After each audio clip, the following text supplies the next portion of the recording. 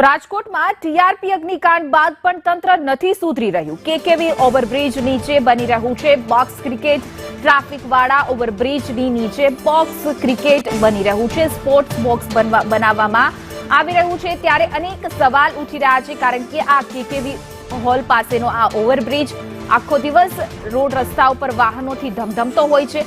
Sports box બનાવીને લોકોના જીવ સાથે રમત રમવામાં આવશે। બ્રિજ નીચે લોખંડનું સ્ટ્રક્ચર બનાવવાનું કામ શરૂ કરવામાં આવ્યું છે।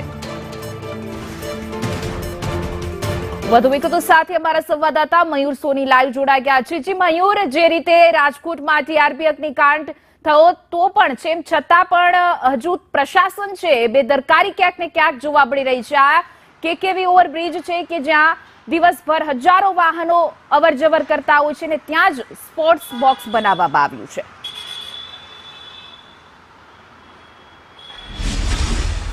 બિલકુલ હિના, ટીઆરપી ગેમ ઝોનની અંદર 27 નિર્દોષ લોકોના મોત થયા અને હજુ 1 વર્ષ નથી વીત્યું। આના માટે જે જવાબદાર હતા એ તો અત્યારે જેલની અંદર છે, પરંતુ રાજકોટ મહાપાલિકાના તંત્રની જેની જવાબદારી છે કે આ પ્રકારની દુર્ઘટના ફરી એક વખત ન થાય, તેને બદલે રાજકોટ મહાપાલિકાનું તંત્ર જ આ પ્રકારની પ્રવૃત્તિ કરતું હોય તેવા દ્રશ્યો અત્યારે સામે આવ્યા છે। આ દ્રશ્યો છે રાજકોટના કાલાવા રોડ ઉપર કેકેવી બ્રિજ કે જે ઓવરબ્રિજ છે તેના, અને અહીંયા 1 2 નહીં પરંતુ 4 અલગ અલગ પ્રકારના લોખંડના બોક્સ છે તે મહાપાલિકા બનાવી રહ્યું છે।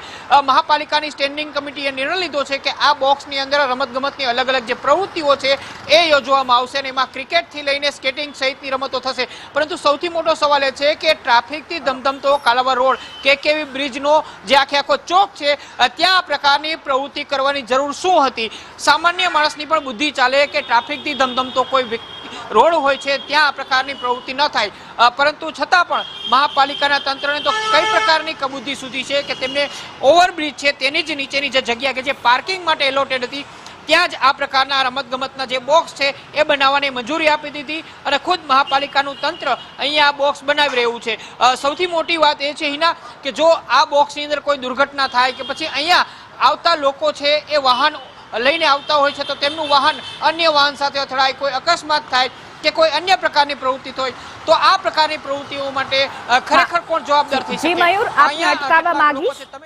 જી મયુર, આપને અટકાવવા માંગીશ। આપણી સાથે અતુલ રાજાણી, કોંગ્રેસ પ્રમુખ રાજકોટના જોડાઈ ગયા છે। જી અતુલભાઈ, સંદેશ ન્યૂઝમાં આપનું સ્વાગત છે। પરંતુ અહીંયા કંઈક રાજકોટમાં જે રીતે અગ્નિકાંડ બન્યો, પરંતુ પ્રશાસન છે ત્યાંનું તે સમજી નથી રહ્યું। આ પ્રકારનો ધમધમતો કેકેવી ઓવરબ્રિજ છે અને ત્યાં જ નીચે સ્પોર્ટ્સ બોક્સ બનાવવામાં આવી રહ્યા છે અને કામગીરી પણ શરૂ થઈ ગઈ છે। બેન, મને ગઈકાલે જ વાત જાણવા મળી છે રાજકોટ મહાનગરપાલિકાના ભાજપના શાસકો અને અધિકારી બુદ્ધિનું પ્રદર્શન કર્યું છે। બ્રિજ નીચે લોકોની પાર્કિંગની સુવિધા હોય છે બેન, જેમાં ખાસ કરીને પરિમલ સ્કૂલ છે, આત્મીય કોલેજ છે, શોપવાળા જેની દુકાનો છે એ પાર્ક ક્યાં કરશે? ખરેખર આ ગેરવ્યાજબી વાત છે। આ પ્રોજેક્ટ ખરેખર રદ થવો જોઈએ। આ લોકોને ખ્યાલ નથી, ફેબ્રિકેશન પણ કામ કરી દીધું છે। ટ્રાફિક સમસ્યા રાજકોટની જટિલિત બની છે બેન। જે લોકો જે સ્પોર્ટ્સ રમવા આવશે એનું પાર્ક ક્યાં કરશે એ પણ એ લોકોને ખ્યાલ નથી, અને જે પાર્ક કરે છે એના પાસે પણ 4 વસૂલવામાં આવે છે।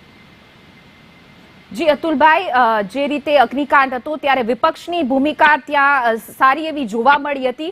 ઘણા બધા વિરોધો થયા, પરંતુ આ પ્રકારનું આ બોક્સ ઊભું કરી દેવામાં આવ્યું છે ત્યારે આપ વિપક્ષ તરીકે કયા મુદ્દા ઉઠાવવાના છો? કારણ કે આપને કોઈ આ ઠરાવ બાબતે કોઈ જાણ હતી કે પછી એનો વિરોધ કરવામાં આવ્યો? આપ પણ વિપક્ષ તરીકે શું કાર્યવાહી કરી?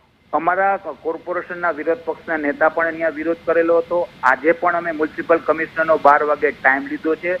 કોંગ્રેસ પક્ષ દ્વારા એક આવેદન પત્ર આપવામાં આવશે અને બધી કમિશનરને રજૂઆત કરો છે આ પ્રોજેક્ટ તાત્કાલિક રીતે રદ કરો એવી કોંગ્રેસ પક્ષની માંગણી છે।